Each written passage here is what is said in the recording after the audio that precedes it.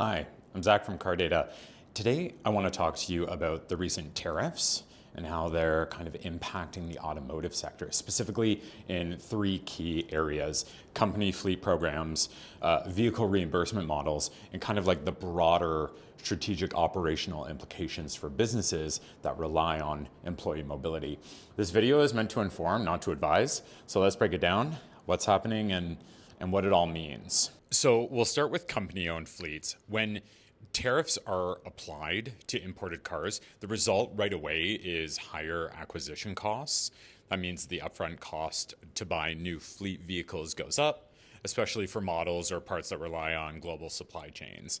These increases can affect financial planning.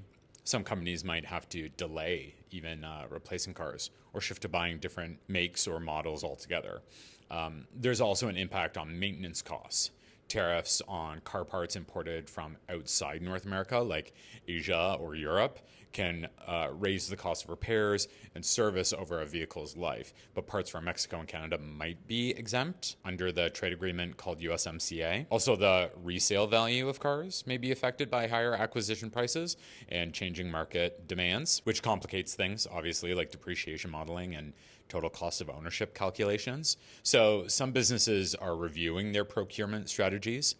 Some are considering more domestic sourcing of parts, or even just like reevaluating whether to lease or buy at all based on evolving kind of financial models.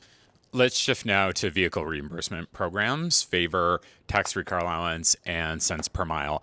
These programs are designed to reimburse employees who use their personal cars for work. When these new tariffs increase the cost of buying, maintaining, and operating a car, the formulas behind these reimbursement programs can change.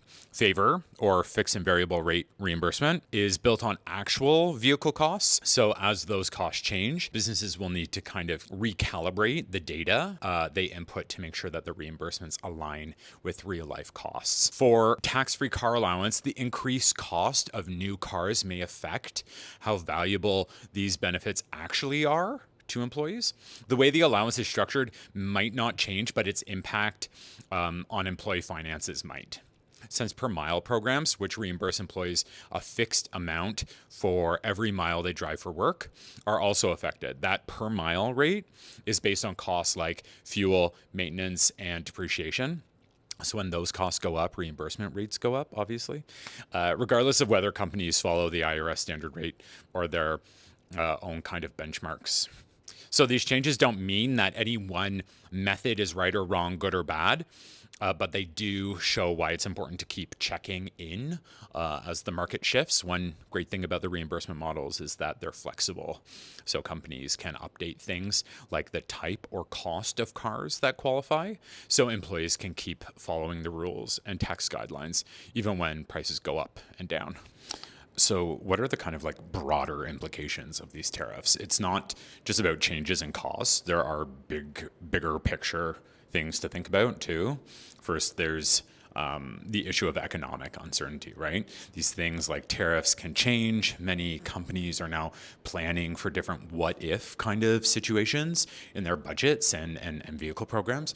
So they're ready for whatever happens. Second, new technologies helping reduce some of these pressures. Tools like telematics can track how vehicles are used, help stay on top of maintenance, and give useful data to make smarter kind of money-saving choices. And finally, at an industry level, some organizations are having big-time policy discussions to help shape or respond to changes that affect their vehicle programs. So to sum it up, tariffs will likely impact the total cost of vehicle ownership and reshape the landscape for fleets, for reimbursement programs, and for like the entire automotive supply chain. At Cardata, we help companies navigate these shifts, whether you're looking to update your reimbursement program, optimize fleet spending, or just like stay ahead of the curve. We're here to help you do it smarter. If this was helpful, hit like, subscribe, drop us a question in the comment section, and let's keep this conversation going. Thanks for watching, and stay tuned. See you next time.